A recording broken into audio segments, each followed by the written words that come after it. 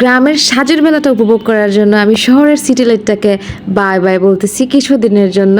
আর এটার রিজন হইলো আমার কিছুদিন ধরে ইচ্ছে হচ্ছে যে আমি একটা সোলো লাইফ লিড করব। হ্যালো ফ্রেন্ডস, আর আমার এই সোলো লাইফের জন্য আমার আমি পছন্দ করছি একটা পরিত্যক্তর মতো বাড়ি, আর যেটাতে হচ্ছে কেউ থাকে না, শুধু আমি একা থাকবো। ফাইনালি আমি চলে আসছি গ্রামে, আর গ্রামে আসার পরে এরকম একটা বাড়ি আমি বেছে নিছি যেটাতে হচ্ছে কেউ থাকে না, একদম অনেক দিন পর্যন্ত পড়ে আছে, যেটাতে হচ্ছে ধুলা ময়লা গাছের পাতা লতায় ভরা। এই বাড়িটা হচ্ছে আমার কাকার, সে এখানে থাকে না, মাঝে মাঝে আসে। তো আমার মনে হলো এটাই বেস্ট হবে, বাট একটা যদি হচ্ছে ওই যে আগের দিনের কুড়ে ঘরের টাইপ থাকতো আমার জন্য সেটাই বেস্ট হইতো।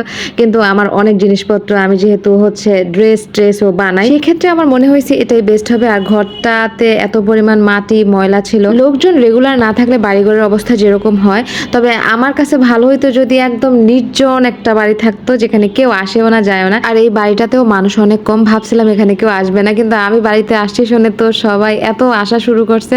আমার সোলো লাইফ আর সোলো হচ্ছে না, পুরো স্লো হয়ে গেছে, কারণ এত পরিমাণ মানুষ আসে। আর এই রুটির উপরের পিসটা আমি কি পছন্দ করে খাই জানেন, বাড়ির সবাই এটা জানে। আর আমার কাকি এই কারণে নিয়ে আসছে, আমি অনেক টায়ার্ড ছিলাম, খাওয়ার পরে একটু শক্তি নিয়ে এটা ফিটিং করতে গেছিলাম, বাট একা একা তো আর এত কিছু ফিটিং করা যায় না, এটাকে ধরতে হয়, এটা একটা সেলাই মেশিন রে ভাই, একা একা তুই পারবি না। আমি জানি এই কয়দিন আমার উপর দিয়ে তুফান যাবে, আমাকে অনেক কাজ করতে হবে, অনেক কাজ মানে অনেক কাজ, পুরো চায়না পার্টস লাগাই নিতে হবে। আমার অস্বস্তি লাগতেছে, আমি টায়ার্ড হয়ে গেছি এটা বলা যাবে না, একদম রোবটের মতো সারাক্ষণ কাজ করতে হবে, কারণ সব এলোমেলো জিনিসগুলো গুছাইতে হবে নিজের মতো করে।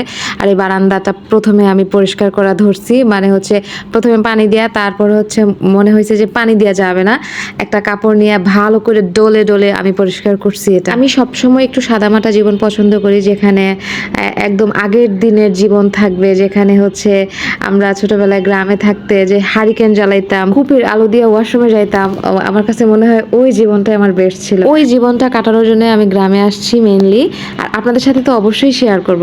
ঘরটা অনেক বেশি অন্ধকার ছিল, ভাবছিলাম একটা লাইটে হয় না, তাই 2টা লাইট আমি জ্বালাইছি, এখন ঠিক আছে।